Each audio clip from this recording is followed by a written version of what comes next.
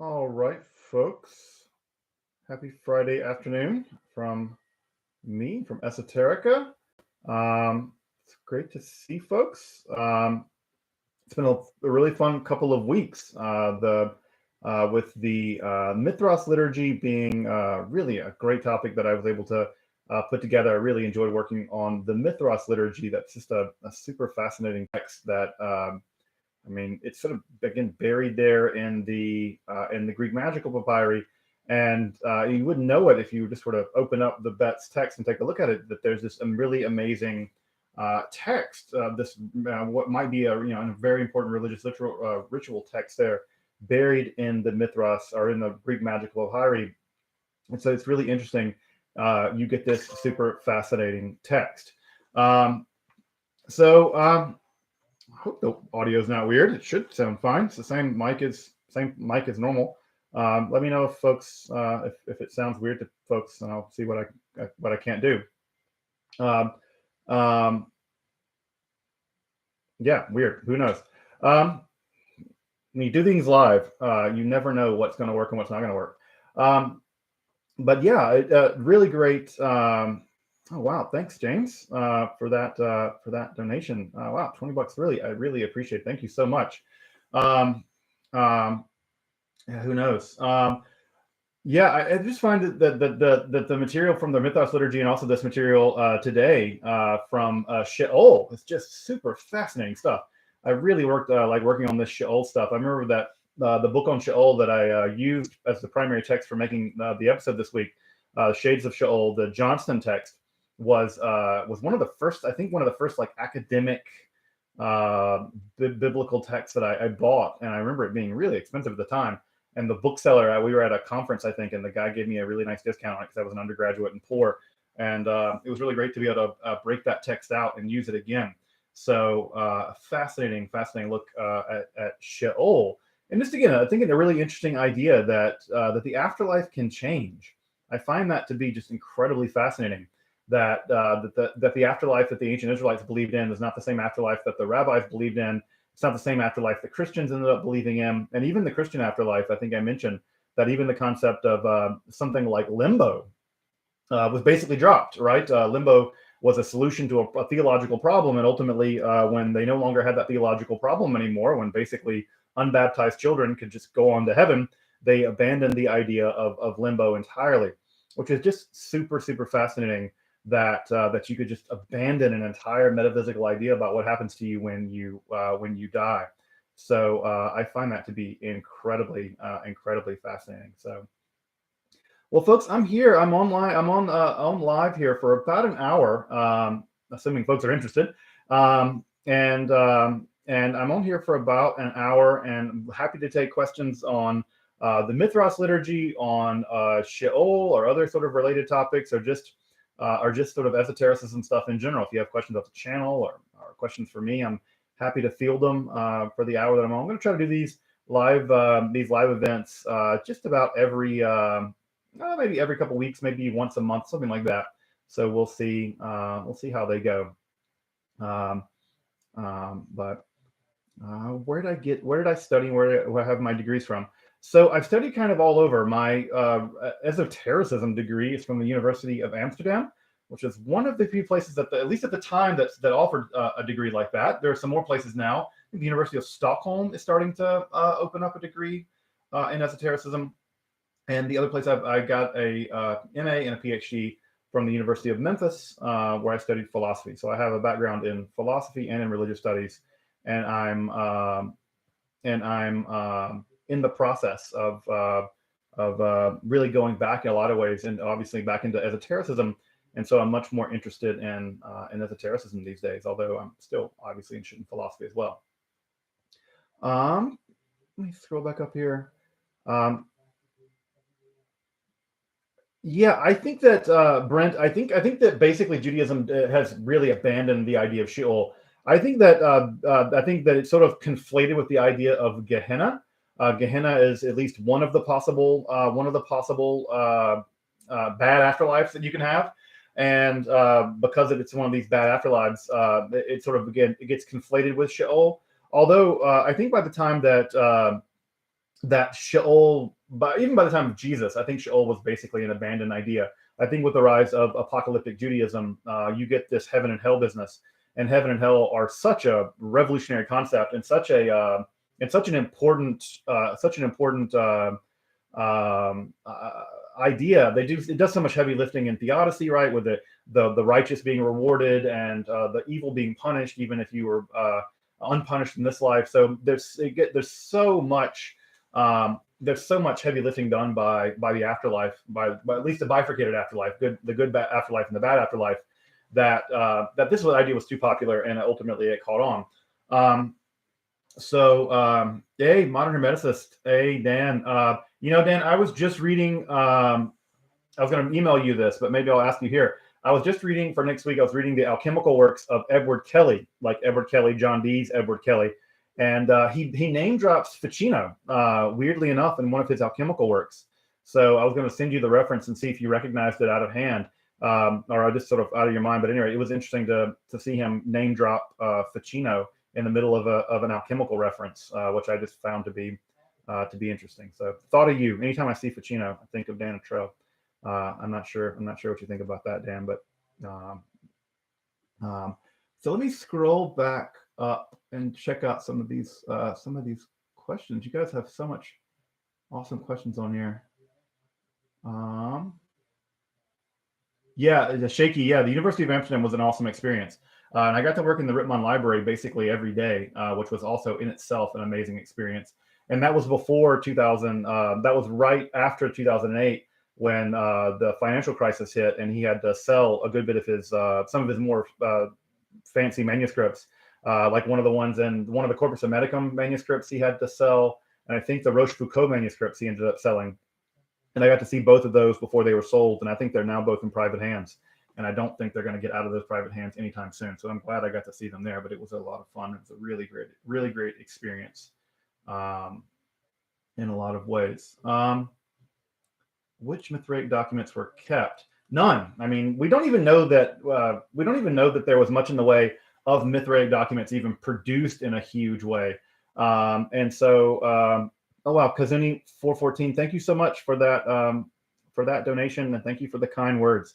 I really appreciate that. Thank you so much. And yeah, feel free to chime in later, leave a question if you like, and I'll definitely try to get to it. But yeah, at any rate, so it was a really great experience, and I hope to get back to Amsterdam at some point soon, maybe to do some more studying and things like that. I'd love to get back over there and do some more work. Matthew Ward, any legitimate text on ancient Druidic or Celtic magic text?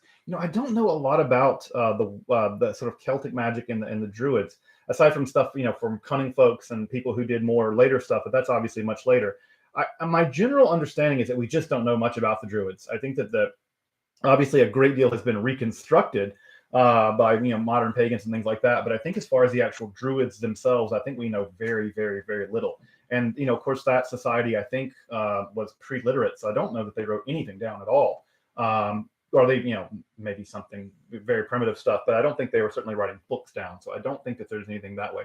But again, that's one of those gaps in my knowledge. I should definitely shore up. Nate, about the idea from the Daniel's from the book of the mention of the resurrection. So Daniel's is a piece of apocalyptic literature. In fact, it's the granddaddy of apocalyptic literature, if you like. And insofar as it's a piece of apocalyptic literature, it's already beginning importing ideas, perhaps from Zoroastrianism, and it's really in Daniel in those few mentions where we get something like individual resurrection, and of course that's a signpost, a harbinger for a complete renovation of what's going to go on with the afterlife later. But given that really with Daniel we get the rise of the apocalyptic literature, it's in that way that we're already beginning to see some of those things. Also angels, right? Daniel's the only book of the Bible where we get named angels. We get Michael and Gabriel. Raphael comes later in the book of Tobit. So all kinds of apocalyptic stuff is already floating around in the book of Daniel. Let's see here. Yeah, Alexander, about the abandonment of the idea of limbo. I think that would be pretty interesting. I wonder what Catholics thought about that.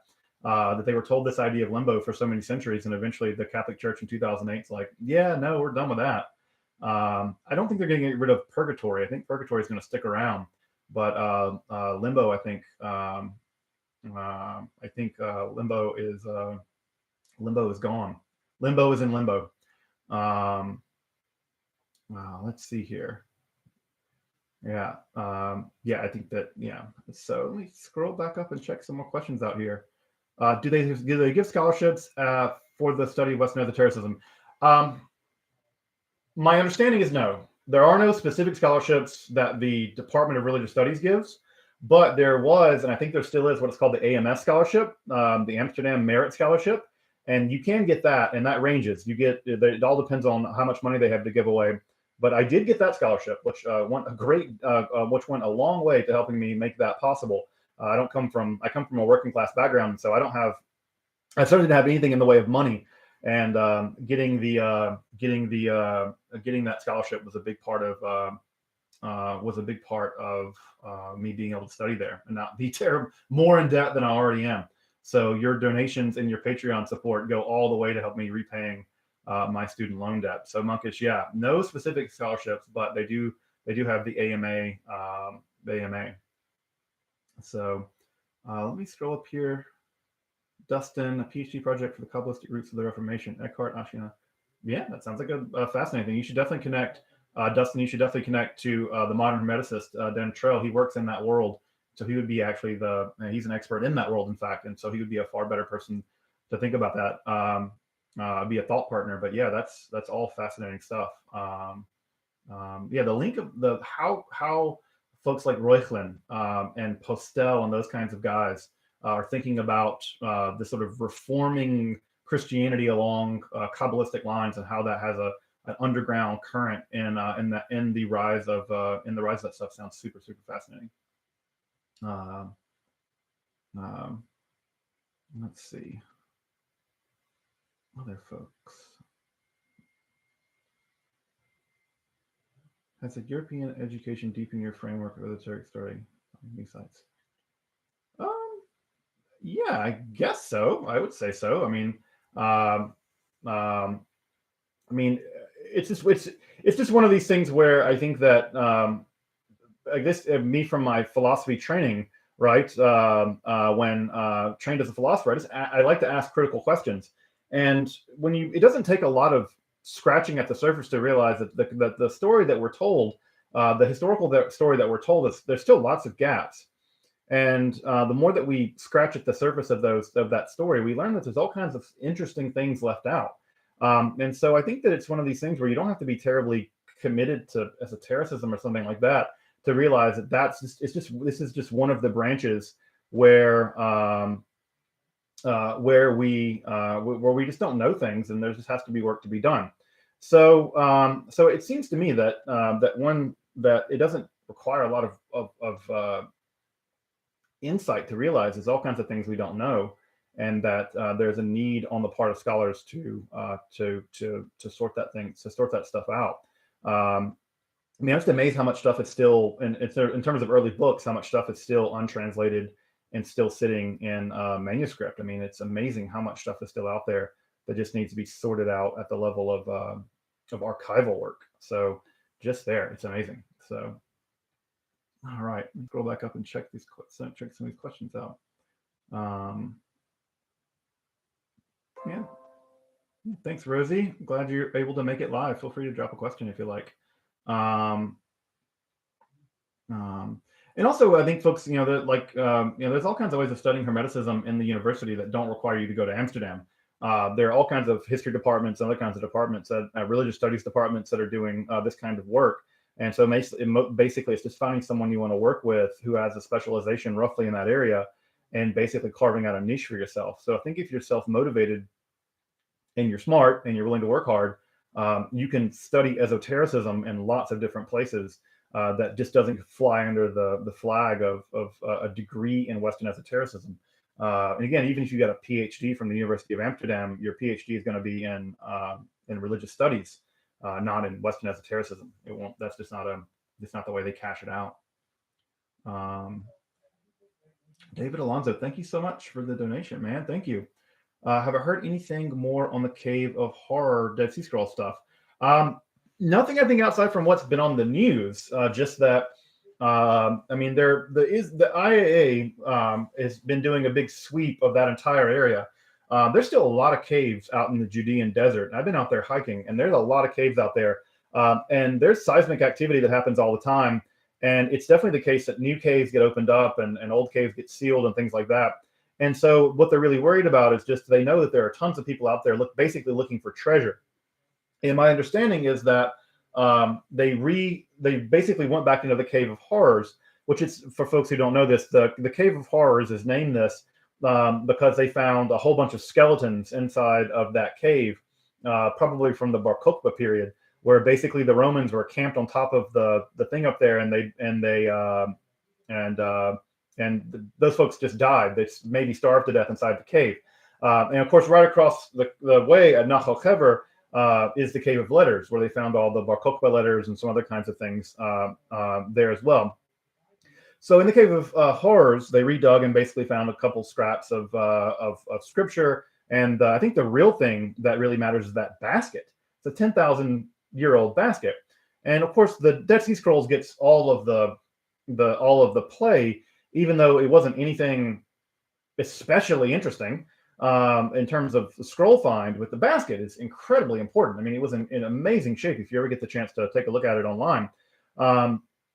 But yeah, so it's one of these things where the basket gets downplayed because the scrolls are so important. And the IAA, to my understanding, found that stuff 2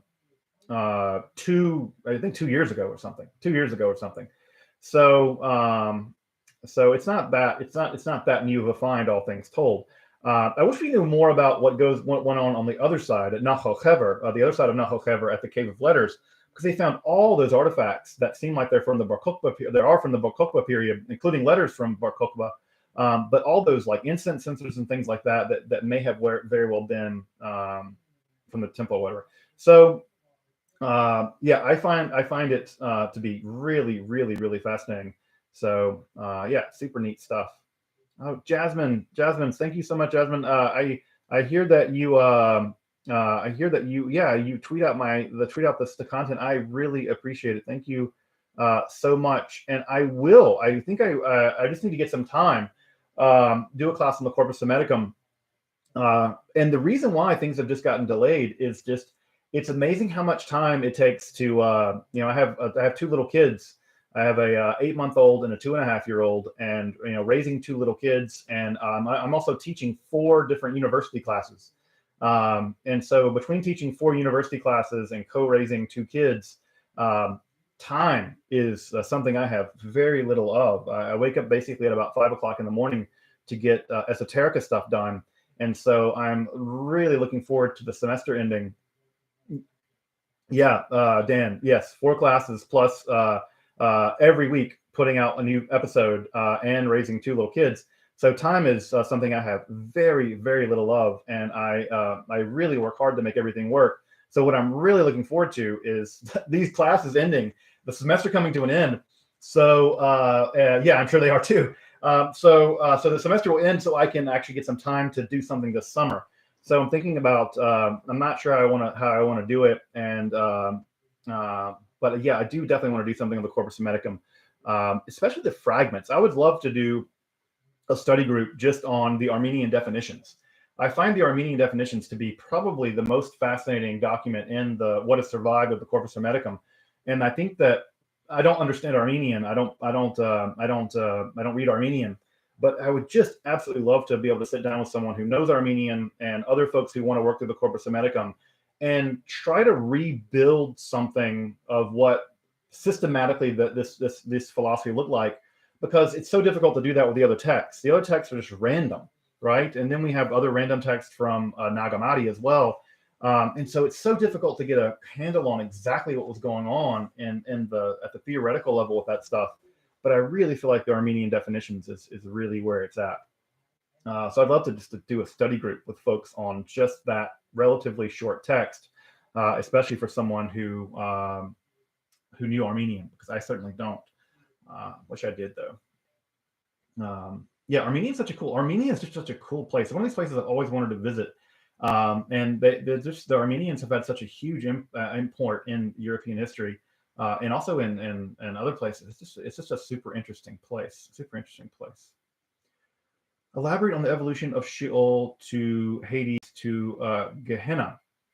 Well, so I think that the idea basically is that Sheol was the dominant afterlife until you get a real influence of Hellenistic ideas and Persian ideas. And these Persian and Hellenistic ideas deeply influenced the ancient Israelites, deeply, deeply influenced. You can see this influence everywhere on the ancient Israelites. And in some sense, it's that influence that transitions Israelites to Jews, right? The ancient Israelite religion and the Jewish religion are in many ways very different kinds of religions. Of course, there's continuity there, but there's a lot of difference. And so I think that the big difference is that the importation of Persian ideas, probably Zoroastrian ideas, and the importation of Hellenistic ideas deeply influenced this idea. And when you get the earliest images of Gehenna, right? Remember that Gehenna is actually two words. It's the Valley of Hinom. And of course, the Valley of Hinnom, if you're in Jerusalem, right, and you're looking at the old city, and you look there to the southwest, that valley was just the old valley where traditionally all the dirt and the refuse and the graves were. Some of those graves are still there, by the way. The rock cut graves are still down there by Siwan and places like that. And that area was just where they burned trash and where dead people were basically taken. And so the whole area got just sort of metonymized into a place of stench and death, and eventually this idea got sort of euhemerized, and then out of that we get some combination. We get something of a version of Gehenna that's not just an earthly Gehenna out there outside of Jerusalem, but it's actually a place where you might go and be tortured forever. And of course, by the time that Jesus comes along, that idea is very fully developed, and early Christianity really, really likes the idea of hell, and they really go with it. Hell's a crucially important part of the development of Christianity. What's interesting about Judaism is that while Gehenna is an important aspect in Judaism, it never completely settles in. And so there's still debate in Judaism to this day about, is there Gehenna? Are you there temporarily? The Talmud even says that there is a place called Gehenna, but you can only be there for 364 days. That's the most you can be punished. And I've always liked the idea that no matter how bad you are, you're only there for 364 days. And then on the 365th day or whatever, you spring out and you go to Gan Eden or wherever you end up going.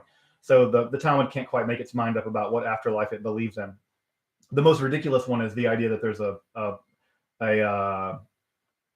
what's up there, a Beit Midrash, a house of study in the heavens. And so you study your entire life down here, then you die and you go back up there and you get to study with Elijah or whatever. That seems like that'd be a hell of an afterlife. I don't know if I like the idea of that. Let me jump up here and see other questions.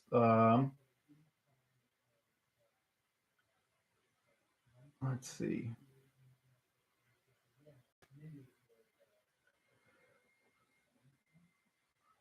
Any plans on doing stuff on John Dee and Enochian magic? Yes, absolutely. The only reason why I haven't done anything on Enochiana or John Dee, I've done some stuff on John Dee on the Monas Hieroglyphica, but I just want to, you can see it in the background, right? There's, over my shoulder, there's my John Dee shelf. You can see the big 2-volume collected new version of Dee's diaries.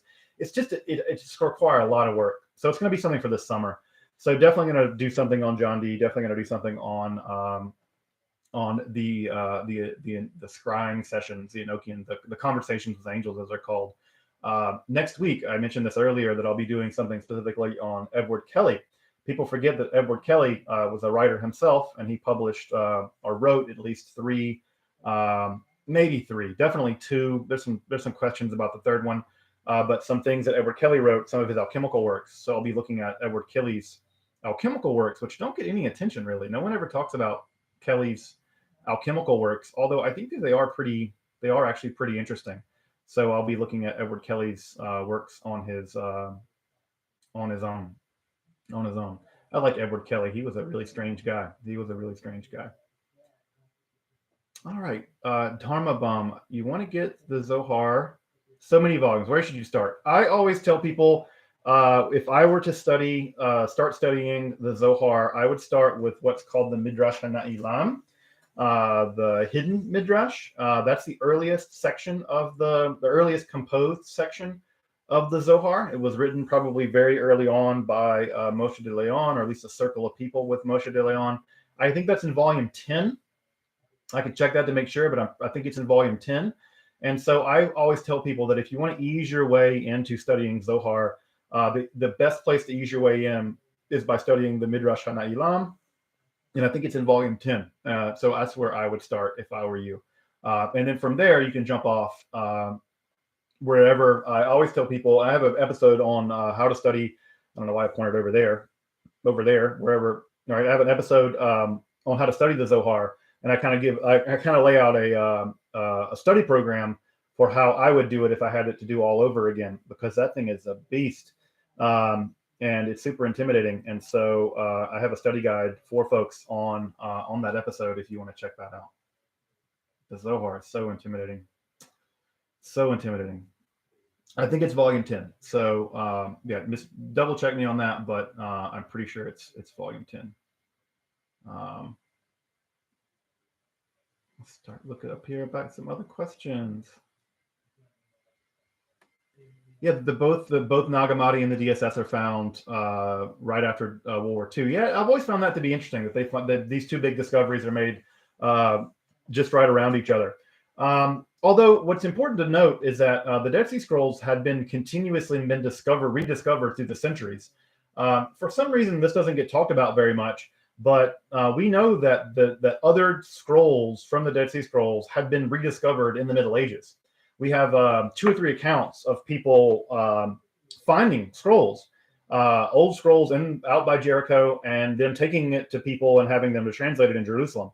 And so we know that the Dead Sea Scrolls were not just discovered in 47 or whatever, but they had been continuously chunks of them had been discovered all through time into the Middle Ages. And we don't know what happened to those scrolls. They vanished into antiquity. They probably dissolved, just turned into dust because there was no way to preserve them. But I mean, again, if you go out to Cave 4, if you were to go to Qumran and walk up to Cave 4, it's literally a stone's throw away. I made that walk. The scrolls are just lying on the ground. So anyone going in any of those caves, if they were just to go dig around in those caves even for a brief moment, they would have found scrolls. And so the idea that these scrolls went undiscovered until whatever 1947, that's not true. They were definitely being rediscovered the entire time. It's just that when the Israeli government realized what they were, they made the mad dash to rescue as many of them as possible. So who knows what's been discovered out there in the centuries after the Qumran site was abandoned or destroyed by the Romans that we just don't know anything about, and who, they could totally show up at some point. They could certainly show up at some point later on. All right. Qumran, what a crazy place. That's like I've been out there and it's been super hot every time I've been out there, and I would love to go out there when it's not so hot so I can roam around a little more. All right.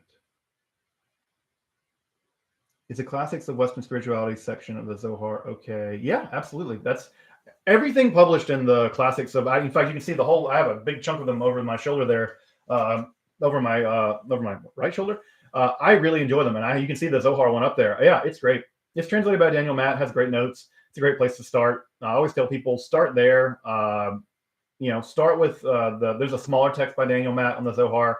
Yeah, don't invest hundreds and hundreds of dollars in the Zohar unless you're really going to be reading the Zohar the rest of your life. And so I tell people, yeah, pick up the Classics, the Western Spirituality edition. Go with it first. Really study it. You can study it really with great notes. And at the end of the day, you don't have to, spend hundreds of dollars unless you really feel like you're going to be studying the Zohar the rest of your life. I know I am going to be. It's my fate, I guess, to study the Zohar the rest of my life, for better or worse. And I'll be studying it forever. In fact, I actually put the Daniel Matt Zohar, much to my wife's chagrin, on our registry. And so every time before we got married, someone decided to buy a Zohar rather than buy, pots and pans or whatever, she was like, they bought the damn Zohar. Like, why are they buying this thing? And so they're always and so I was like, the one thing I wanted on the registry was the Pritzker Zohar. So just get married and put it on your registry. Easy way of doing this. Yeah, you should see how angry she was. It was really hilarious because she wanted, like, all these other things, obviously, more useful stuff, frankly. But every time someone would buy a Zohar volume, she was like, "You bastard! You cut the people are buying the Zohar and not buying, whatever Rusov knives we need or whatever." Scroll back up and see other questions. Yeah, the S.C. Johnson, yeah, the idea of the animating all the little Upshapti figures for the afterlife, right? You get the proliferation of the Upshapti figures. Yeah, I always like that idea too. It's a lot better to be buried with little Upshapti figures than to be, actually have your slaves killed and have them buried with you. But yeah, I do like the idea that you have this little army of people working for you. Because who wants to work in the afterlife? I mean, do all that damn work here to work in the afterlife. So those Upshapti figures are they're super neat. Also, just like how dynamic the Egyptian afterlife is in general, how it changed. And this is a thing that people don't often realize, is that the Egyptian afterlife really, really changed a lot over the centuries. That Unas, the earliest pyramid text we have from Unas, basically the thought was he was going to the afterlife and just him. Now he was going to be deified in the afterlife and go live in the stars. And it's interesting to see that transition all the way to the New Kingdom, where you get the book of Coming Forth by Day, and you have all these different editions. And it's so neat that it's really clear that you could actually commission a specific version of the book of Coming Forth by Day to the Book of the Dead for your own interests. And so it's really fascinating. There was an entire economy of people producing these texts that you could be buried with, so that you could basically navigate the afterlife on your own. I just find the economics of that to be fascinating, that you could get versions of the book of Coming Forth by Day. And we know even people who had some of the ones that have survived. There's a great one here at the Detroit Institute of Art, and it's neat because the mummy of the person who bought it is there, and the actual book of Coming Forth by Day is in the same room with them. So I always have mixed feelings about looking at mummies, because I think looking at dead people is a weird thing to do. But I also feel glad that their book of Coming Forth by Day is in the room with them. So if they need it, it's right there. Let's see here. Do I know the Sifra de Tzniuta? Yep. Yeah, of course. It's the weirdest part of one of the weirdest books in all of history. The Sifra de Tzniuta is the book of concealment, which is actually from the same word as tzniut, modesty. It's a very, very strange book. I think it's only about 6 pages in the original Aramaic. Very, very, very weird book. Yeah, I don't know what to say about it. It's very strange. I mean, it's probably the weirdest section of the Zohar. And which is funny, because when they in Kabbalah Denudata, when they rendered it in from the weird Aramaic that it's already into Latin, I can't even imagine how confusing that must have been. So if I pick that up and try to read that in Latin, it must have been just incredibly disorientating. And so, but yeah, the Sefer de Tzniuta is an excellent weird little book. Why do I wear my ring on my middle finger? Because when I made it, so I made our wedding rings myself, because I'm that kind of nerd person. I decided to make them myself. Well, when I made them, I actually wore it on my middle finger. But we went to Iceland for our honeymoon thing, and I did a lot of hiking and realized how out of shape I was. And when I got back from Iceland and I realized how out of shape I was, I decided to go to the gym. And I went to the gym and I lost like 30 pounds. And I lost like 30 pounds of fat and picked up about 10 pounds of muscle, because the gym works if you do it. Well, at any rate, I lost enough weight that it didn't fit. It just falls off. And so rather than go get it resized, because I'm a complete, I don't know, whatever, I'm just completely lazy about it, I just switched it over to the other finger and wear it on this finger. So there's no special magical reason. It's just weight loss. Weight loss.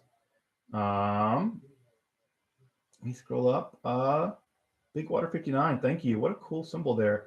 What is it? What are my beliefs when it comes to what do you believe in when it comes to esoteric beliefs? It wouldn't be very esoteric if I were to tell you. Yeah, F Dixon. Yeah, weight loss is actually magic. You actually exhale all the fat. That's where it goes. You literally exhale it as carbon dioxide. It's fascinating. What are my esoteric beliefs? I don't really know that I have any esoteric beliefs. I don't know that I have any esoteric beliefs. Now, of course, that's exactly what someone with esoteric beliefs would say, right? Is that right? That it's like, yeah, there's no way in hell that you have all those weird books and you do all this stuff and you don't really believe in it. I don't know how you could believe in all of it. I'm not sure how that's a thing, but yeah, I don't know that I have any specific esoteric beliefs. Which is just to say that I'm not the metaphysics of it all.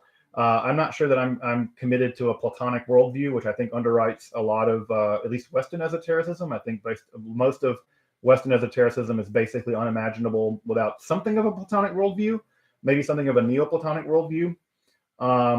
So I don't think that I subscribe to that kind of worldview. I tend to think of myself as something like a sort of a Spinozist materialist of some kind. But also it's one of those things where I just I don't take my beliefs all that seriously. I take my beliefs as seriously as I should, and I think it's one of those things where I think people are often interested in what I believe, but I'm just some guy. Like, who cares what I believe? If I were like a famous philosopher or something, and maybe I will be, I don't know. I think that my beliefs are so inconsequential, and that's why I'm so happy to do this channel where I get to put forward this information in a way that I'm not committed to it either way. And I think the comparison with Jackson Crawford is pretty apt. Jackson Crawford doesn't believe in the Norse gods. He doesn't believe in Asatru or whatever. But he puts out the highest quality information I know of about Norse mythology and Norse religion that I know of online, and so he basically provides it for free. So I think that that's an apt kind of a thing. But yeah, for my beliefs, I don't think I'm committed to a kind of Neoplatonic worldview. It'd be kind of nice if the Neoplatonists were right. That would be great. It's a beautiful world in many ways, but yeah, I'm not committed to that kind of worldview so much.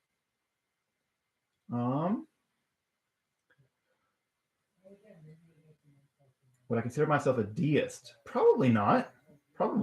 I think I'm just ambivalent about the question about whether there's a God. We can say that there's theists and atheists, right? I'm kind of an apatheist. Like, I don't really care, which is a strange thing to say. But yeah, I don't see much. I mean, sometimes I think the Gnostics are right, but they're only half right. That the Gnostics are right, that there's that the world's this profoundly evil place that was created by some kind of monstrous Yaldabaoth god who made this prison for us to live in, and that of course the Gnostics also believe that you have to you have to get out somehow, right? And you get out by mystical experiences or whatever. You get out by the gnosis that one has. And I think that I always said that maybe the Gnostics are half right, that the world really was created by an evil, chaotic, Azathoth, Yaldabaoth deity, Lovecraft style, but there's no way out. So sometimes I think maybe the Gnostics were right, but they're only half right, which is the worst possible situation. But yeah, I for as deism and stuff like that, I just it's one of those things where I'm just not sure there is a God. There might be. I think it's a reasonable hypothesis, but I don't see strong evidence. I don't see strong evidence for there being a deity. I think the world for me seems comprehensible without reference to a deity. It seems redundant. It seems to violate Pascal's not Pascal's equation. It seems to violate Occam's razor, that you're adding more entities to the world than you need to in order to explain things. But could totally be wrong. Probably wrong. I'm probably wrong about most of the things I believe. I think that's probably true for all of us. Yeah, I could I could believe the physical world's pretty evil. I mean, you look at it; it's a giant vacuum that's full of radiation. And that's on the good days, a giant vacuum full of radiation. That's in the good parts. It's not counting black holes and everything else. If I had to believe anything about whoever created all this, is that mostly it's toxic to us and kills us. So it would seem likely to me that this world is the Gnostic. Like I said, the Gnostics are right, or Lovecraft is right. Right? It's all Azathoth or whatever. How do you pronounce these bizarre words? Let me scroll back up and grab some more questions from up here. I don't want to. Which interpreting reality, maybe. I mean, I like, when I think, but I like to think poetically. Esotericism is a really beautiful way of doing it. But yeah, I think that's that makes some sense. Donald McKenzie, the Daniel Matt Zohar is the one that's over my shoulder. It's the one from the classics of Western spirituality. That's always the one I recommend for people to start with. I don't really recommend diving into the big 12-volume Pritzker. Pick up the little Western spirituality one and start there. I would really recommend starting there. You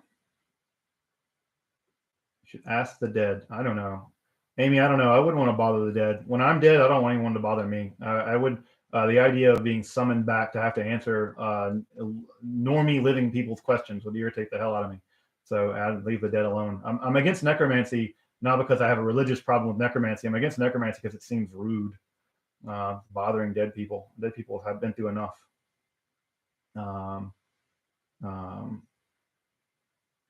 Let's see. Yeah, Stuart, passing peer review, and I definitely owe you some emails. Academic writing, I don't know. I don't do a lot of academic writing. I used to. I don't know. It's like the great question. Like when I publish articles, I've always just had the experience that if let me how to say this. I think it's arbitrary, man. Like I wish I could tell you that there's some way that it works, but so much of what I've seen in academia and so much of what has made me not be a fan of academia is just how capricious and arbitrary so much of it is. Who gets into what programs, who gets what jobs, what gets published. It seems so capricious and so random sometimes. And so I just find it to be just, I've often find that stuff to just be a mess. So I don't know. I don't know if I have any good advice. And I think I haven't probably published an article in years, just because I find that it's just so much work for so little payoff. I think it'll change, but at this point, I'd much rather do popular writing, and I'd much rather do popular education than journal stuff. Of course, the journal stuff's super important, though. I shouldn't downplay it, and I really don't. Yeah, and academia can be pretty elitist. That's certainly true. But again, it's not one of these things where I want to crap on academia and say that I don't, because I'm part of it. I mean, it's part of what I love. It's like anything else. Like every institution has problems, and one of the problems I have is, I have with it is the gatekeeping and kind of the ivory tower stuff, and I don't like that. And so that's part of the reason why I started this channel. Part of the reason why I went into academia in general is to teach. I love teaching. It's my favorite thing to do.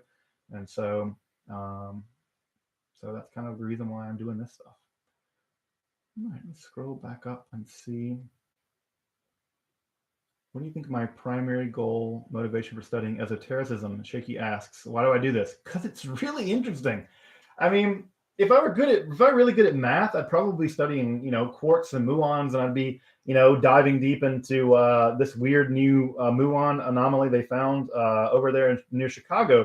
I just find it to be just a really interesting corner of history, and it's incredibly creative. The people that wrote it are just shockingly creative and have all these extreme experiences. And I find that it's just part of what motivates me to study esotericism. It's just how wonderfully imaginative and thoughtful and creative and weird the literature is. And so I don't need it to be spiritually or philosophically rewarding to me. I have my own philosophical beliefs. And so I don't go to my academic study of esotericism to mine out of that my own philosophical beliefs. But I just find it to be just a fabulously interesting corner of history, and one that doesn't get really paid enough attention to. And so part of what motivates me is just the desire to make it more available to people who want to know more about it, and to do that in a way that's rigorous and scholarly or whatever.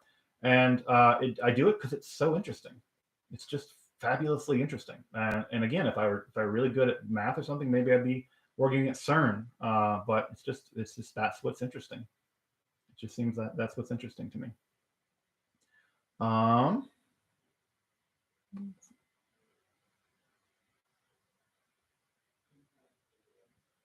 Let's see here. Scroll around looking for questions. Wouldn't saint veneration be considered necromancy? Maybe. I mean, anytime that you're bothering the dead to learn stuff or get stuff, it's kind of necromantic. I mean, again, where these lines get drawn between what's orthodox and what's heterodox is always about power and not about what you're actually doing. And so most religions, most religions say, no, you can't commune with the dead and get stuff, or you can't ask the dead things, and it's forbidden. But then almost every religion does it. And so again, it's all about these lines that get drawn. They get drawn primarily they get drawn in order to control people, basically. Social engineering at some level. And so how they get drawn has more to do with who's in control rather than what's being done. So I think that there's the line between religion and magic is very, very porous, very porous. Greetings for Tel Aviv. Hey, Terrence McKenna. Terrence McKenna's super weird dude. I do like how Terrence McKenna is one of these great ideas of the people who have these mystical experiences and say that you can't communicate what it did and then go try to communicate it and make some weird device to the chrono time thing he did. You make these elaborate theories. That's always my favorite thing about mystics is how mystics will tell you that what they experience is fundamentally uncommunicatable, and then they go communicating it, which I always find that to be that's my favorite thing. One of my favorite things about mystics is the weird paradox between them saying that it can't be said and then they're writing giant books about it. So that process is super, super fascinating. But yeah, Terrence McKenna being an example of one of these people who basically said, can't communicate it, but here's this incredibly complicated theory of time and all this stuff. So my yarmulke hat, yeah, it's because I'm Jewish. Yeah, I subscribe to my religion. I try to be, a person who's, I try to be a person who is observant of it at some level, but I fight with it as much as I'm observant with it.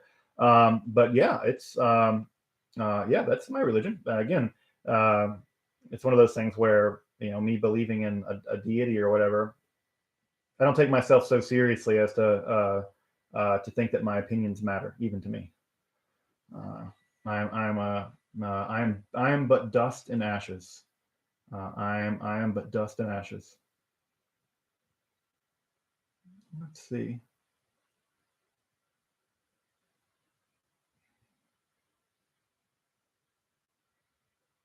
How does it work out? If you're not sure about how does it work out in your religion, it just Judaism is a religion that's just really not interested. It's not so fascinated with this question of belief in God. It's so much more of a Christian-oriented thing, I think. And so I think it's much more about what you do as opposed to what you believe in. And anyway, I could just pull the Kabbalah card. Here I go. There's a Kabbalah card, right? And say, God is Ayin, God is Ain, God is not, God is nothing, God is not, and therefore atheism is the only real piety. That so it's just all it's Ein Sof, right? It's Ein Sof. It's Ein. And so like Abraham, who smashed the idols, a really good Kabbalist smashes the last idol, and the last idol is God. So I could just go real hardcore Kabbalah and betool it all away. So again, belief is such a weird thing. We put so much we put so much emphasis on belief as if people as if beliefs matter. I mean, I don't know. I guess I'm very skeptical of that. At least I'm skeptical of mine. I don't know. Let's see. Do I personally have any hopes of reconstructing the third temple in Jerusalem? Man, I hope not. I have a feeling if there's ever a third temple in Jerusalem, that would be real bad. I think that could lead to all kinds of problems. Folks know this story in the Talmud, right? There's a story about how the third temple, right? Because the third temple won't be built according to the Talmud. It'll descend from the heavens. And there's a story about it descending, it falling straight down. And they said, no, it won't fall straight down like that because it could land on someone and that way it would kill them. And then you can't have the temple kill people because it would like land on somebody.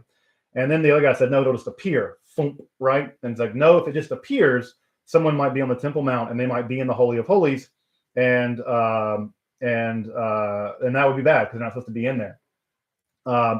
So the Talmud says, well, it won't just appear and it won't fall like this. Rather, what it'll do is it'll go like this. It'll fall down from the heavens like a leaf, and everyone will have time to clear out of the way, and then it will land on the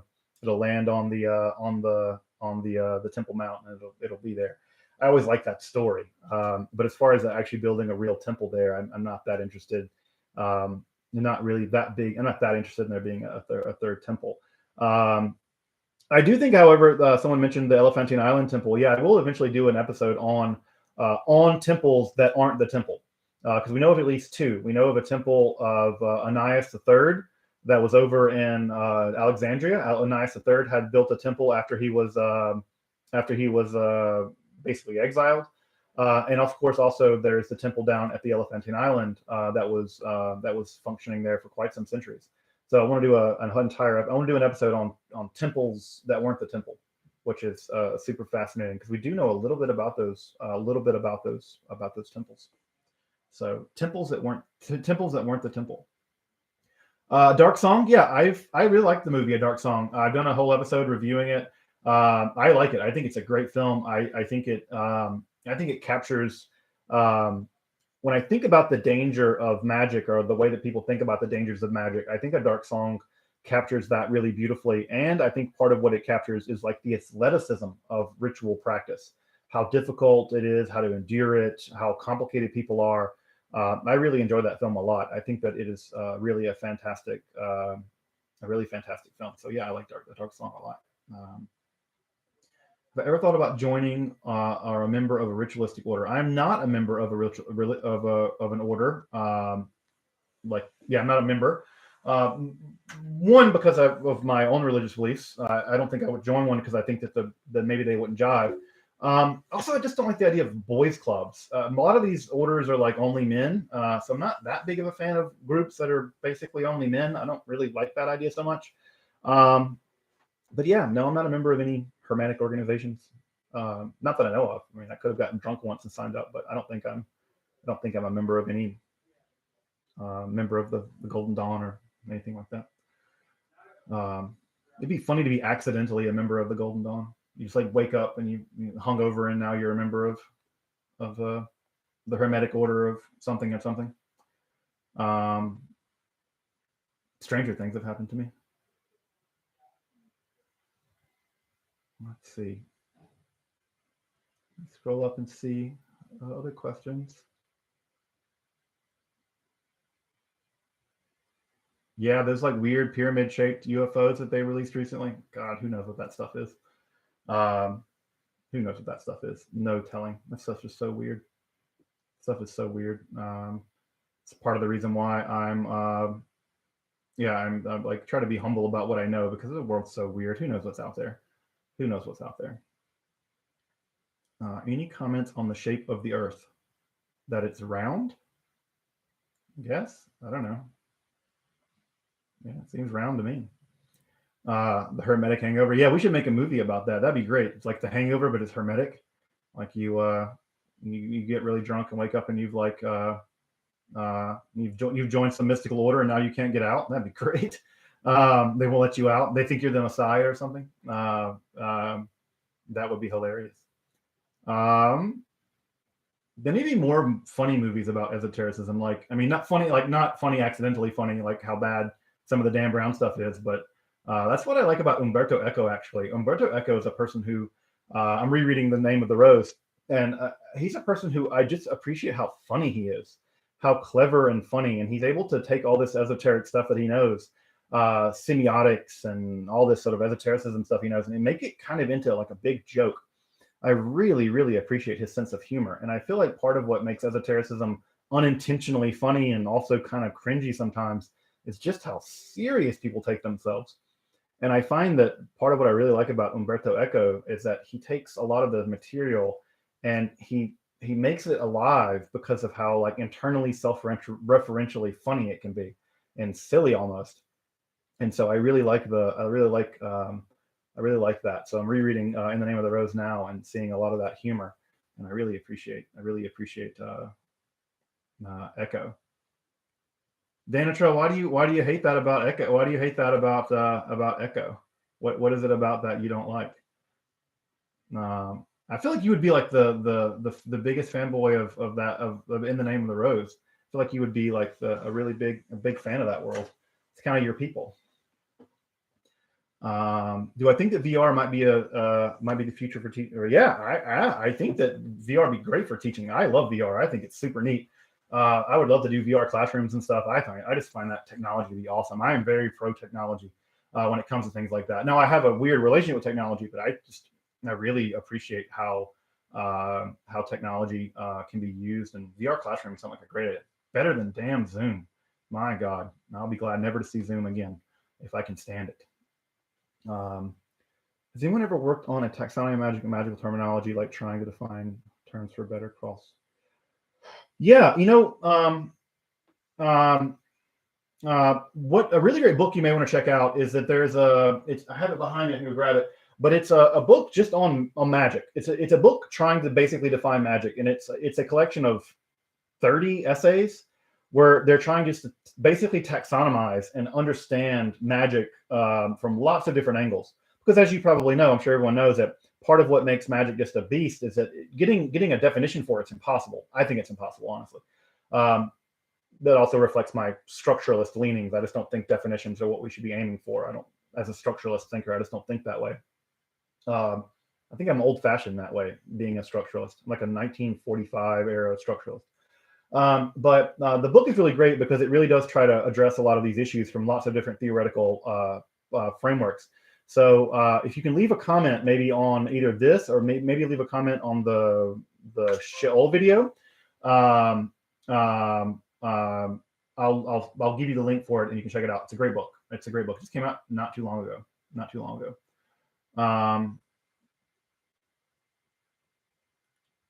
All right, let me scroll back up here.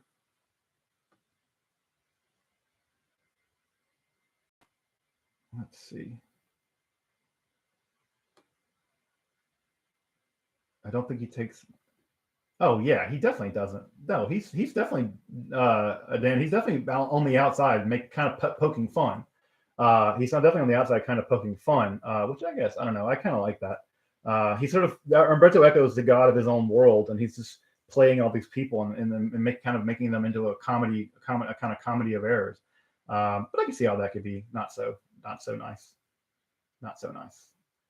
For folks, any folks here who don't know Dan, the Modern Hermeticist, you can see the chat. Definitely got to go check out his channel. Dan is a really, really great scholar, working on all kinds of stuff. He's translated the Picatrix. He's working on a translation, finished a translation of De Religione Christiani from Ficino. His channel, The Modern Hermeticist, is just absolutely one of the best channels on Hermeticism stuff in general. So if you don't know his channel, absolutely go over there, look him up, and his material is just fantastic. Yeah, I really, really appreciate Dan. Super smart guy. We had like a 3.5 hour long epic conversation.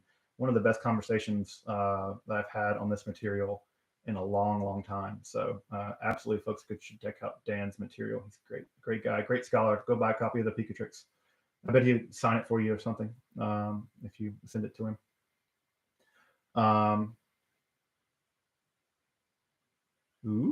Secret work on Hermeticism. I'd be curious to see that.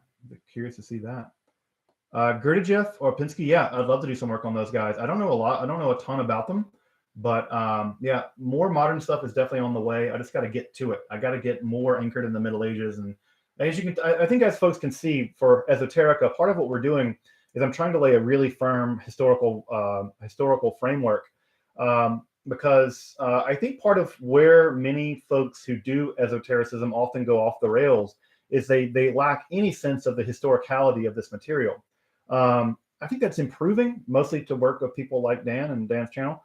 But part of really what I want to do in Esoterica, this first year of Esoterica, is really lay a firm foundation. And I'm laying that foundation where I'm strongest, and that's mostly in early modern back to ancient stuff. And so as I get more and more knowledgeable about 19th to 20th century stuff, I'll be adding that stuff in, and once I get there. But really trying to anchor it in history, because I think that taking this stuff out of history and looking at it from more of a perennial point of view, which is philosophically people's prerogative, obviously, but it can often make it really easy to misread. And alchemy suffers from this terribly. Alchemy is terribly, terribly, terribly misread for this reason, basically. And so I try to avoid that kinds of trying to avoid those kinds of pitfalls. Let's see.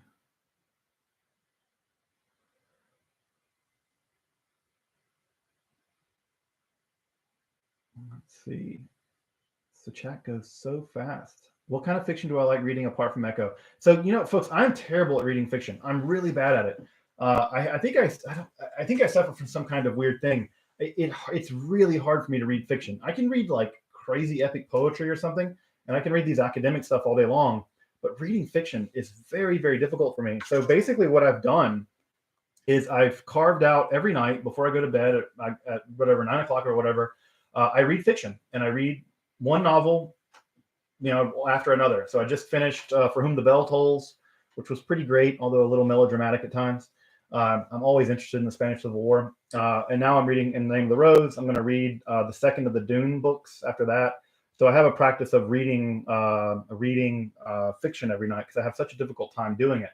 So what do I like to read fiction-wise? I mean, I read Dune last year. It was really good. Just like I said, I read this Hemingway book, which is was For Whom the Bell Tolls, which was really good. Although the love story with Maria was kind of sappy or whatever, it's weird. But I like that. Name of the Rose is good so far. So yeah, but I don't have there are literally no fiction books, depending on how you count fiction, in my study. They're all in the other room. So I don't really do a lot of fiction reading, but I need to do more of it because it's a total, I'm missing out. Totally missing out.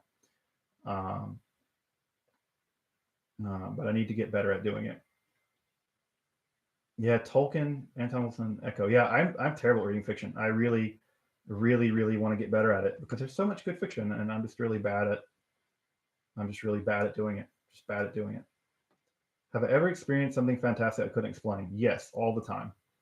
Most things I can't explain. Yeah, I've seen things, like had experiences that I can't explain, that I've seen weird or synchronicities, or I think I said this on a live chat where I think when I was little, maybe I saw a ghost, or I think what I think is a ghost, but I can't. I distrust my own experience, especially my 10-year-old experience, enough to know that I'm not sure if I believe that. But yeah, I've never seen, not in my adult life, some supernatural thing where I was like, I had to basically think I needed to rework my entire worldview or something. Not to say that stuff isn't out there. It very well could be. I've just not experienced it. Yeah, The Golden Chain of Homer is also a book I want to get to eventually. Great sort of interesting alchemical text. Next week, I think I said, folks, we'll be looking at Edward Kelly and Edward Kelly's book, 3 books on alchemy, which again, I don't get much play, but his books on alchemy are actually pretty good. Have I ever done psychedelics? Yes, I have done psychedelics, which are, I'm sure, interesting. Do I consider Freud a Kabbalist? Definitely not. Freud would have had nothing good to say about the Kabbalah, but no, I don't. Yeah, I don't think so. I don't think he would have had much to say about the Kabbalah. Is there a Mesopotamian version of Sheol that the Israelites go to? Yeah, absolutely. I mean, Christopher Morrow, yeah, I think that the Israelites are very culturally, the Israelites historically leaned very heavily on ancient Mesopotamia for a lot of their cultural data. So it's absolutely the case that they're looking in that direction culturally for a lot of their information. In fact, if you read Sumerian literature, Babylonian literature, there's all this pessimistic literature that developed. And if you read it, and you read things like Job and Kohelet, Ecclesiastes, you can really clearly see that there's a very clear literary link between Babylonian literature, Sumerian literature, and Canaanite Israelite literature. That's all part of the same sort of literary and cultural world. Which, for whatever reason, Babylonian literature doesn't get read. Neither does Egyptian literature. I don't know why. It's really great. But if you read it, it's definitely that we know that there are connections, and it's definitely the case that the Israelite conception of Sheol was definitely at some level imported from the Babylonian Sumerian cultural system of that kind of mythology. So it's not surprising that Kur, the Sumerian afterlife, looks a lot like that Sheol looks a lot like Kur. Although Sheol is even more vacant in many ways than the Sumerian afterlife is. So yeah. Will you do a whole video on the Gnostic poem Thunder Perfect Mind? I did one. There's an entire episode on Esoterica on Thunder Perfect Mind. You can go check it out. Absolutely. I've already done one. I've absolutely done one. What do I think about the QAnon mythology? That's fascinating. That's another thing. I'd love to do an episode on QAnon and how QAnon is a kind of esotericism, a kind of weird right-wing esotericism, but QAnon is absolutely a kind of freaky esotericism all its own. So I definitely would like to do an episode on it, even with like blood libel stuff that gets mixed in with adreno stuff or whatever. The QAnon stuff is absolutely a type of really weird esotericism that's super fascinating. Have I met Metatron? Thank God, no. That would be real bad. I don't want to meet any damn angels. Everything I've read about angels terrifies me. I don't want to have anything to do with angels. I'd rather meet, I don't know, the king of the Russian mob than have to deal with an angel. The Vori scare me less than angels do. Don't want to have anything to do with any angels. They all seem dreadfully terrifying. People who meet angels, I'm always like, yeah, I'm glad that happened to you and not me. I don't want to have anything to do with them. Let's see. Belief in the holy guardian angel. I think the guardian angel stuff is really Christian stuff. I think that idea is really coming out of Christianity, and it enters into the Book of Abramelin, right? Which I've done a couple of, I've done some episodes, but I think that idea is primarily largely a Christian idea. There's something like that with the Tselem, then you see this angel that's sort of like an imitation of you and things like this. In Judaism, but I think that the holy guardian angel stuff, even the idea of guardian angels, I think it's a fundamentally Catholic idea more than a Jewish one. And I think, Dan, you're right. I think it's coming out of the whole idea of the daimon, and there's some stuff in Proclus about sort of the astral body, the vehicle that goes. I think it's coming out of that lineage and entering into Christianity and then kind of dumping back out. But I don't think it's inherently Jewish. It doesn't strike me as a very Jewish. You don't see it in the Kabbalah, basically. Not too much. The idea of guardian angels aren't really there. But yeah, I think the holy guardian angel stuff is super fascinating. And also, I think it's just really one of these interesting things where the connection between Christianity and occultism is a lot stronger than either one of those groups want to believe. It's weird that Christians just don't see a great deal of occultism as an extension of Christianity, a kind of weird renegade Christianity, but Christianity just the same.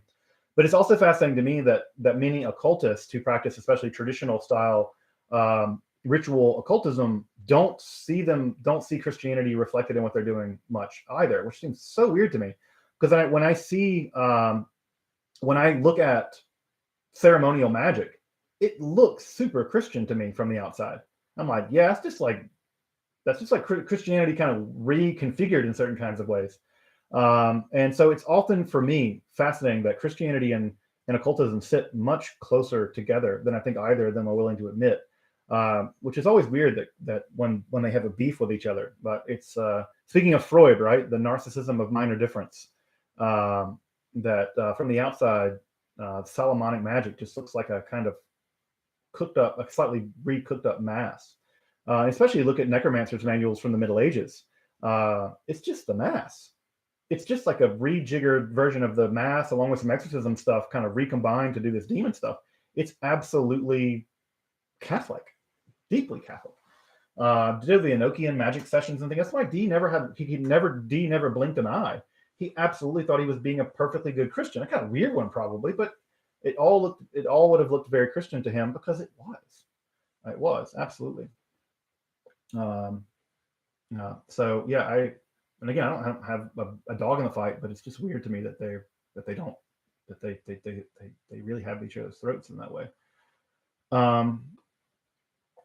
Let's see. I'll be on for a little while longer. Yep, William Christensen. Yeah, Mexican esotericism. Absolutely. I'm cooking up a video on Mayan bloodletting rituals, which I'm super fascinated by. I really love Maya culture, Maya language. I've worked on learning Maya language over the years. It's really fascinating. And so, yeah, I'm going to do one on the rituals, the divinatory rituals, the bloodletting rituals, where these priests, when kings and stuff, actually would pierce their tongue or their foreskin of their penis and pull barbs through it and drip that blood onto paper, which would be burned, and they would go into these trances to commune with the various gods. That stuff is hardcore and metal as all get out. Very metal. The Maya have it. And so, yeah, you think of Mayan metal. You think Varg Vikernes is metal. He just burned some churches down, killed a guy. The Maya, or the metal's at. And so, yeah, definitely going to be getting to that stuff later. And of course, the image of the channel, right, is a Maya glyph. And so, super fascinated by that world. It's got to get some time to get that episode put together.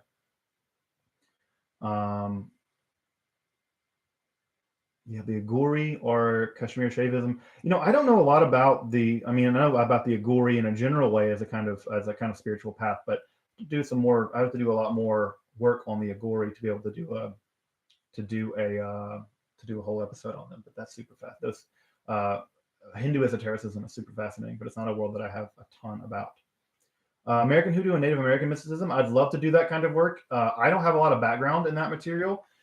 I just don't have the background. And so I think part of what's going to be great about the future of esotericism is that I can bring people on. There's so many experts. And Angela over at Angela Symposium, who also, if you've not gone over to Angela Symposium, you absolutely have to check her stuff out as well. She brings on so many super smart people, and then they can do stuff on to show their expertise. And so I think that eventually what's going to happen is I'm going to be bringing people on, like I did with Esme Partridge, sort of sharing an episode where maybe I do a part in an expert and something like Hoodoo or Native American mysticism can do to do that part, because I just don't know much about all that, and it's super important, obviously, and it needs to get representation. So looking forward to bringing people on to do that kind of stuff. Yeah, Angela's great. Angela's fantastic. We're great friends. She's just such a sweet person and such a smart person. And I really appreciate her so much. So folks definitely should check her stuff out.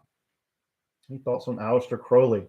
What do I think about Aleister Crowley? I don't know. He did a lot of great drugs, and he was a really brilliant theoretician of religion. So I think we're in the Thelema Holy period, or roughly around that. The 3 days that just passed recently. I just find Aleister Crowley to be just again, as the older I get, I find him to be more and more of a genius. And so I just found him to be just again anyone capable of founding a religion and enhancing people's lives in all kinds of ways. Just great. He's just super interesting. Super interesting. Now, the people who try to be him are terribly uninteresting. And that stuff is frankly very irritating. That's part of the reason why I did not like Thelema and Aleister Crowley for many, many years, because I grew up around people and I met people who were basically trying to ape Aleister Crowley's life. And it was just awful. They were just the most awful. And it was all men, all these like early 20s men trying to be Aleister Crowley. And God, it was terrible. I was like, go climb a mountain. Go climb K2 or whatever. Like, leave me alone and leave alone the women in your life, because they're not there to be your scarlet woman or whatever. It was terrible.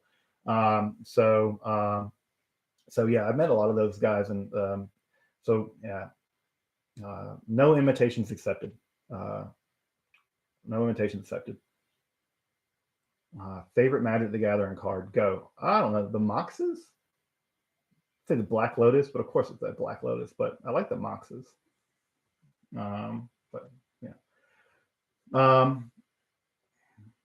Let's see. Yeah, fine. Yeah, thank you for correcting me on the Alchemical holy season. Yeah, so we're it's just coming to, it's just over now. I'm scrolling back up to look at this. Do I think that metal music is esoteric or occult? Hell yeah, it is. There's all kinds of esoteric stuff and occult stuff and metal music. I mean, one of my favorite bands, Crowley. I mean, they wrote an album called Diotima, which is that entire album. Diotima is basically a sort of long form meditation on sort of Platonic philosophy, generally speaking, and I find it just to be just an amazing piece of music. So if you're interested in Plato and the intersection of Plato and metal, Krauss's album Diotima is a really beautiful album, really beautiful record. But yeah, there's tons of esoteric metal. Yeah, Krauss is awesome. I've met those guys. And liturgy also. Liturgy is also good. Some people have they think it's pretentious or whatever, but whatever. Art is often pretentious. But I've hung out with Hunter a couple times. Hunter Hendricks. He's a great guy. Super thoughtful. He after he published the manifesto, whatever. He and I hung out a couple of times and drank cheap beer and talked about black metal theory for a while, and that was some great conversations. Yeah, maybe I'll do an episode on black metal at some point. I don't know, that'd be fun. I don't have to wear the get up. I can wear just like werewolves in the throne room show. So let's see. To run a D&D, an esoteric D&D game, I would love to do that. It'd be so much fun at some point to do like a Twitch D&D thing, because I love playing D&D. I don't want to take the camera off, but I have all my old second edition AD&D stuff here. So I have Planescape. I have the complete Planescape set, which is my favorite AD&D world, and I have all the books from 5th edition, which I really like. I like 5th edition, but yeah, I think it'd be fun to do. I'd be really fun to do a Esoterica D&D game. So yeah, maybe in the future at some point, maybe when I can do Esoterica full time, which I think will eventually happen. I'll be able to do it full time. I think once Patreon gets up to a certain point in which this is actually making enough income that I can pay my bills basically and support my family, then I'll do it. Yeah, explain Thaco. Thaco is esotericism, folks. Right? If you can explain Thaco, you don't need a holy guardian angel, because you've had authentic Gnostic breakthrough if you can explain Thaco on one foot. So yeah, that stuff is fantastic. I think I would love, be fun, so much fun to run a D&D campaign. Maybe even an old school AD&D one. Oh, I don't know. That's too much of a pain in the ass. The episode on the ephod and the Urim and Thummim. Yes, absolutely. That's going to come. I know that I promised it way back in the episode on the Hebrew Bible, magic in the Hebrew Bible, but absolutely going to do it. I try to start these series, right? I have the series in demonology. I have the series in early Kabbalah. So I try to start these series to motivate me to do the second episode of them. And eventually what I'll do, I definitely will eventually get around to doing one on the Urim and the Thummim, which is on the seal of Yale, which is great, which is hilarious. Like the word Urim and Thummim is on the seal of Yale. So, do I have any videos in the Necronomicon? No, I have not.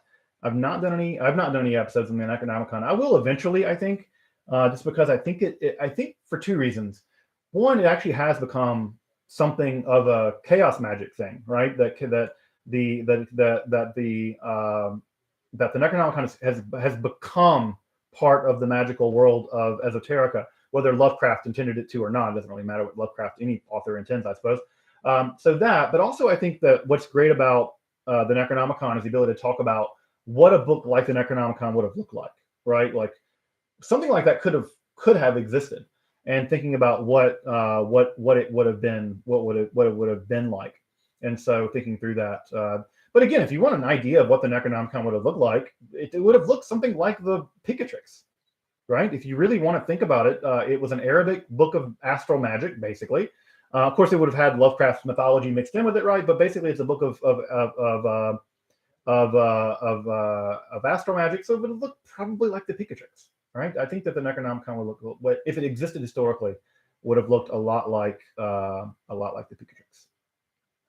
How's my conversational Hebrew? It is bad, not good. And my conversational Hebrew is bad. I need to get it better. My partner and I and our kids might be spending the winter semester, next semester in Israel. And so it's always embarrassing when I'm talking to people in Israel because I speak basically Mishnaic Hebrew to them, and they laugh at me because they're like, you sound like you're speaking Bible language. And of course, I am speaking Bible language. So yeah, Art and Absentee Agriculture. Yeah, also a super weird book, man. That's another weird one of these books that's like doesn't get any play, and it's super strange and unusual. The Sabaeans, man, what would have been like to go hang out with those cats? So yeah, yeah. So yeah, the agriculture is a super weird book. Yeah, that's another episode I need to do is on that text. But yeah, I think that again, if you want a glimpse into something like the Necronomicon, or Al-Biruni, other kinds of texts like astral magic texts would have been similar. Now again, if it really was written by Abdullah Hazrat or whatever, that would have been what it would have looked like. But as for a Sumerian Book of the Dead, there's nothing like that. So, but we have tons of Sumerian magical texts, at least Babylonian ones, the Maklu, other things like that, which I've done episodes on. So,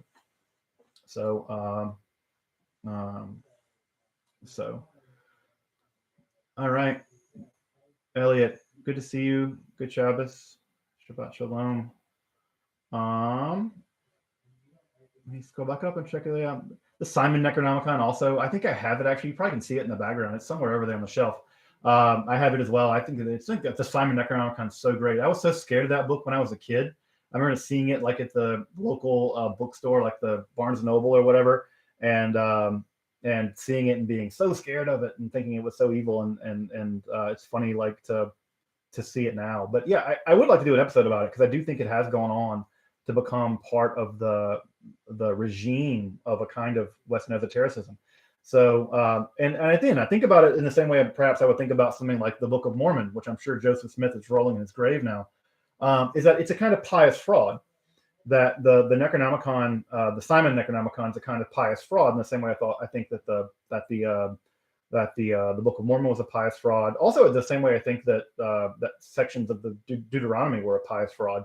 And how that pious fraud has become part of the religiosity in Western esotericism or occultism, whatever. So in that way, it has gone on to become a religious text, regardless of its origins. We should never let the facts get in the way of things, folks. That's the thing we've learned, right? So. Let me see other ones. So I'm going to be on here for about 7 more minutes, folks, and I'm going to sign off at about an hour and a half because I want to get outside. The sun's out and go walk. Yeah, pious fraud. Folks have heard this idea of a pious fraud, right? Pious fraud is basically forging something because it basically benefits people's faith. There's a long history of people doing this. I mean, all of the pseudepigrapha, right, were basically pious frauds. When you look at these various books that were allegedly written by, Abraham or whatever, Enoch didn't write that. Like they name these books right as an act of trying to give them legitimacy, and again, these are works of pious fraud, and pious fraud is an incredibly important part of religious history, and so this is just part of how things go. Yeah, Dionysius the Areopagite. Yeah, absolutely. There's the classic example, right, of him claiming that basically he was the companion of Paul. So yeah, all of these books. This is a constant thing that happens through history. And so this idea of pious fraud is really important. And I think that somehow writing off a book because it's not authentic, as writing off a book is not religiously important because it's not authentic. That's not academic. It's just absolutely it's a divorced attitude from the reality of how religious texts come into being and how they function. Is tattooing Yod-Heh Vav-Heh on you heresy? It's not heresy. It's just like not a thing you should do. I mean, for Jew, or at least in an Orthodox traditional Jewish community, and you should just get nothing tattooed on you in an Orthodox community. But yeah, but having that tattooed on you, like if you got Yote Vote, I mean, it would just be like getting anything else tattooed on you. I don't know. Only Judy can judge me. I think that they would be, all kinds of things that they would be not okay with having it tattooed on you.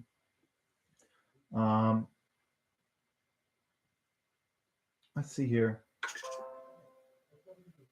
Yeah, TRZN, thank you so much again for that, for the donation, man. Thank you for supporting the channel. Yeah, I'm super happy to be doing this work. It's absolutely great. This is it's a highlight of my week to sit down on a Monday morning at 5 a.m. and just start writing the episode for the week.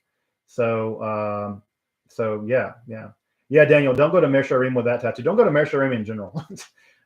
If you're not dressed like them, the kids will throw rocks at you and stuff. Yeah, you don't want to do that. Not a good idea. They're not going to be super happy about that. Do I pray? Sometimes I do pray. I like to pray Shachrit, which is the morning Jewish prayer with tefillin. So I like to pray Shachrit, daven Shachrit. I like to pray the morning prayer. The other ones I'm not so excited about, but yeah, I like to pray. Praying's great. It's meditative. Think about stuff. Wear tefillin. It's beautiful. Wear talis. I love it. It's great. It's great. Yeah, counting the Omer. We are in Omer counting season.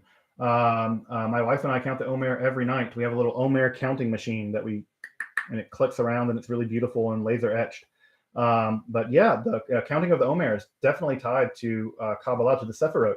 And so every week of the Omer is tied to one of the Sephirot, and every day of the Omer is tied to a Sephirot. And so you get the mutual influence of one Sephirot with another through every day of the Omer, so that every single Sephirot interacts with every single other Sephirot. And so yeah, the Sephirot stuff is super complicated and super interesting, just like in terms of counting the Omer. And that's a way of thinking about all these different attributes of psychology or God and things like that. So absolutely, the Sephirot and the Omer are deeply, deeply connected in Jewish practice. Did I vote? Yes. Yeah. What's my opinion of George Bataille?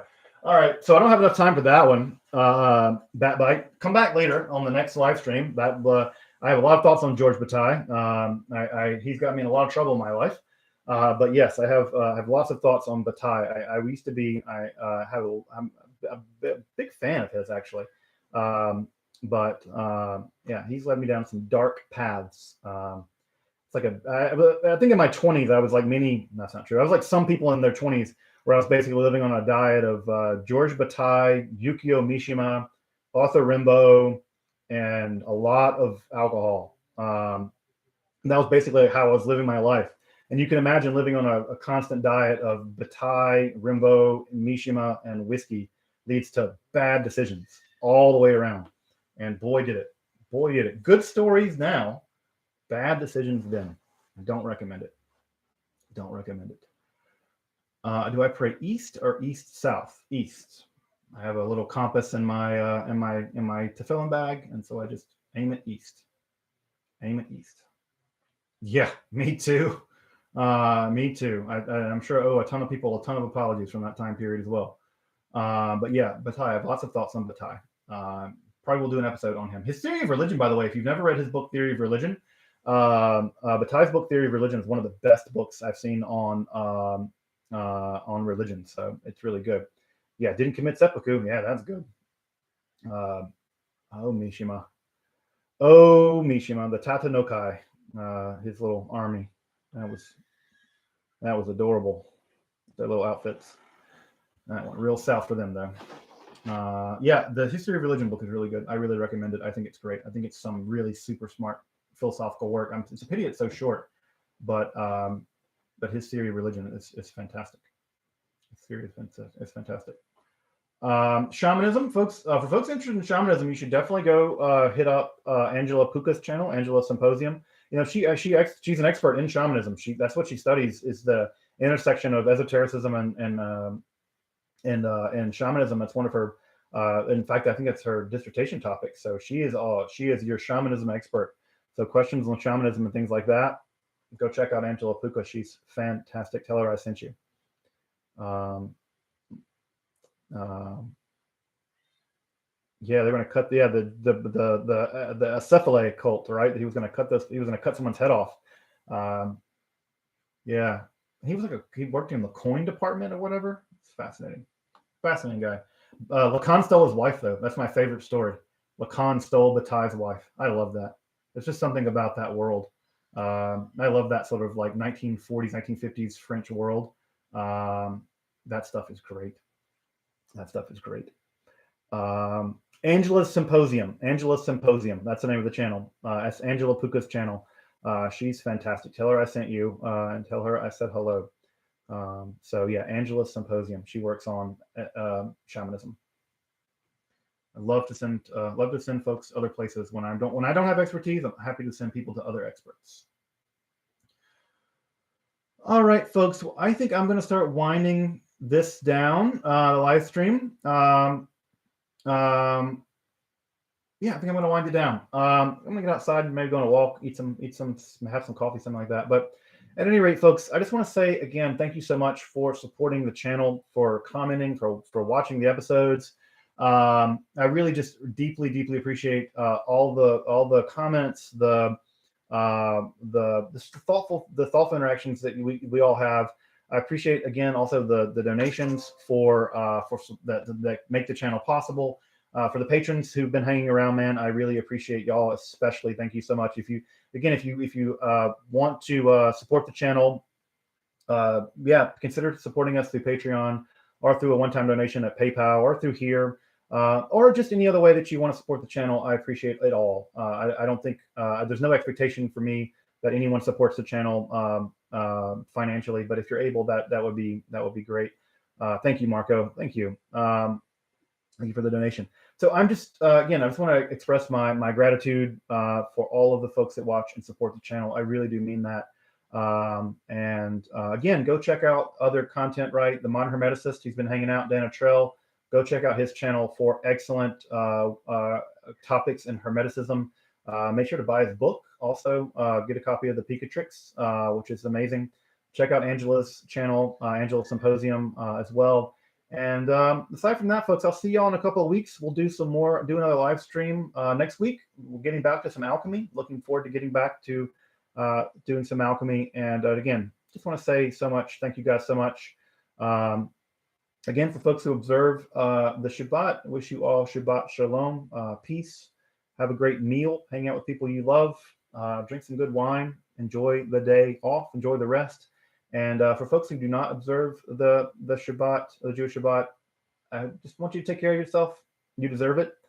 Thank you, Greg Ruland, for the donation. Yeah, take care of yourself. You guys deserve it. Yeah, much peace. And thank you so much. Good Shabbos. Shabbat Shalom. Love you guys. Thank you.